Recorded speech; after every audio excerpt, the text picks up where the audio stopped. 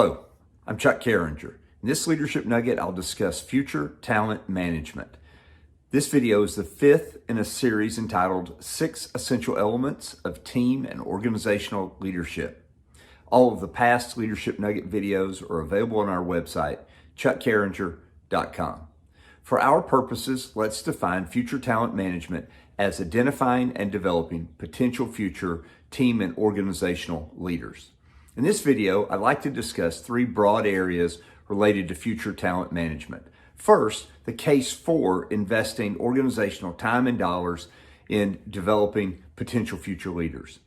I think it benefits our succession planning as it allows us better to know who our top candidates are. It prepares organizations for an unexpected transition as we're beginning to develop future potential leaders. They are more ready than less ready.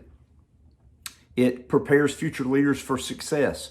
We invest in them. We help develop them, and as such, when we tap them on the shoulder and they're in a leadership role, they're more likely to experience success. I think it also makes cultural that advancement is possible in your organization, which I believe is a benefit to the organization in terms of employee engagement and overall morale. There are obviously other reasons to invest in future organizational leaders, but I believe organizations that do find a positive return on their investment. Let's turn our attention to identifying potential future leaders. A couple of thoughts here. One, I believe that current supervisors and managers can really help this process by simply adding to an organizational database at least once a year the people in their organizations that they see as having potential. They may not be ready yet. In fact, they're probably not ready yet, but they have potential to be a future organizational leader. I believe it's also wise to allow employees to self-identify themselves as someone who would want to be in a future organizational leadership role.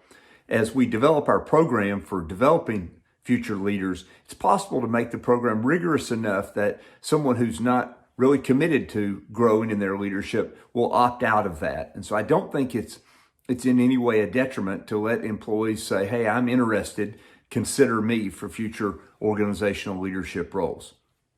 What might we be looking for in terms of skill set when it comes to future organizational leaders? What type of attributes do we want? Likely my list is the same or very close to yours. We're looking for someone who has a high level of integrity. They have to be trustworthy in order to be an effective leader. They need to be a person of influence, that their peers already respect them. Their peers will follow their lead in certain areas, perhaps around areas of competency or expertise, but they have influence with their peers and potentially those above them. These are candidates that align with your organizational values. All of the leadership team must be in lockstep when it comes to organizational values and culture, and so we're looking for people who have that. Beyond that, the attributes of drive and passion, obviously a raw talent or intellect. Some of those type of capabilities, we could make a very lengthy list of desirable attributes, but likely our list would be very similar, and I do want to offer a couple words of caution here. One, let's not be too quick to eliminate someone because they don't have every item on our list. We're developing leaders, and someone who's committed to development, they're going to make progress. They're going to make improvement. They are going to develop. If we have a good program and they're committed, they're going to develop. Let's not be too quick to eliminate people.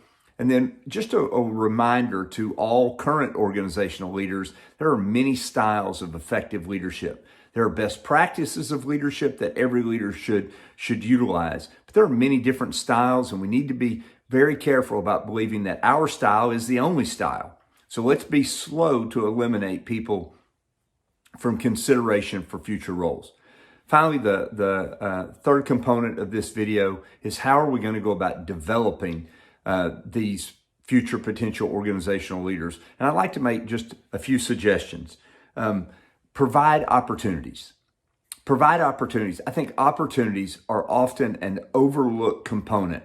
How valuable it is when we allow typically early career professionals to have an opportunity to lead something meaningful within the organization, to be a part of a project that maybe they're not quite ready for yet, but we're going to allow them to be on the project team so they can experience all of that. I think it's also valuable that when you as an organizational leader have an opportunity to bring with you one of the up and coming potential future leaders, you do so. Even to areas such as a simple business meeting where they're going to go and simply observe, and on the way back to the office or after the virtual call, you're going to spend 5 or 10 minutes talking about the meeting and gathering their observations. These are great learning moments.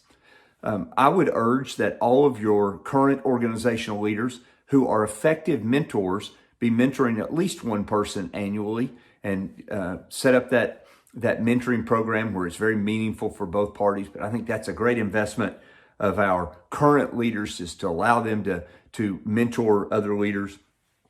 Let's train our managers to be coaching type leaders where they are learning how to provide good feedback, where they're learning how to help develop other people. Utilize a coach to accelerate the development of these up and coming future potential leaders. Reminder that the best development programs and plans are very intentional, they're purposeful, they're focused on the areas that are the most meaningful to you. And they also have an individualized component, and recognizing that everybody in your leadership development program, whether it be 3 people, 30 people, or 300 people, whatever the number, that each of them is unique. And they have some specific areas that would be best for their development that would be unique just to them. So it's intentional and it's individualized. I believe future talent management is a separator of organizations, and I strongly encourage in your leadership to consider implementing future talent management within your organization.